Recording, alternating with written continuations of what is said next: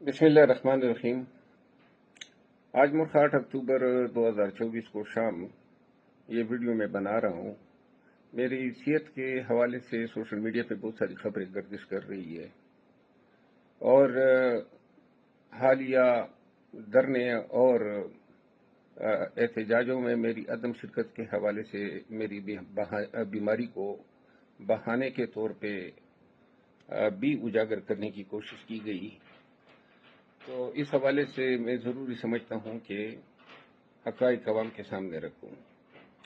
میں نے ہمیشہ خان کی رہائی کے لیے اور پاکستان میں جمہوریت اور آئینی حکمرانی کی بالادستی کے لیے احتجاج کی اہمیت پر زور دیا ہے، اور مجھے شرمندگی ہے آپ سب سے کہ میری صحت نے اس وقت اجازت نہیں دی جب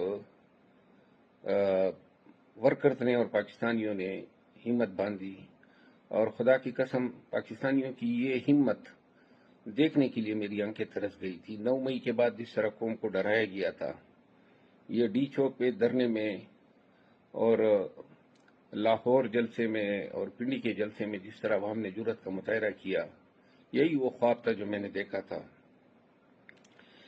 میں آپ سب کو بتاتا چلوں کہ اسلام آباد پولیس نے جب غیر قانونی طور پر ہمیں اغوا کیا، گرفتار کیا، 8 دن ان کی تحویل میں رہے اور جب ضمانت ہو کے رہا ہوئے، تو اس کے اگلے دن سے مجھے کرونا نے ٹیک اوور کر لیا۔ کرونا سے جب جان چھوٹی تو انفلوئنزا، اور انفلوئنزا کے بعد ٹائیفائیڈ وغیرہ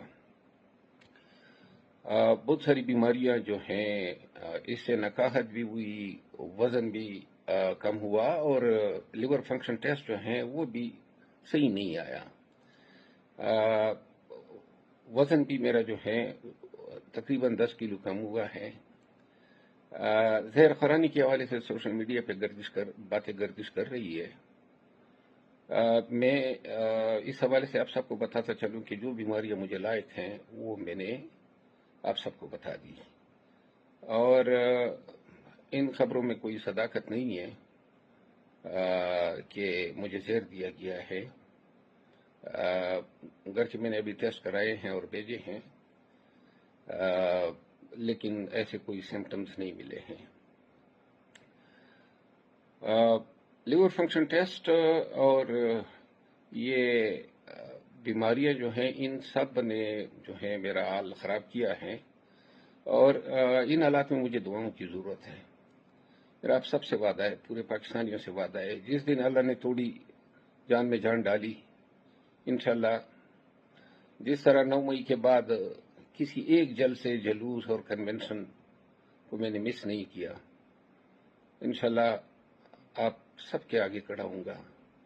اللہ کرے کہ اس قوم خان کے لیے اور پاکستان اور جمہوریت کے لیے ہم کسی کام آ سکے، یہ سعادت ہوگی میرے لیے۔ مجھے اپنے دعاؤں میں یاد کیجیے گا۔ بہت بہت شکریہ۔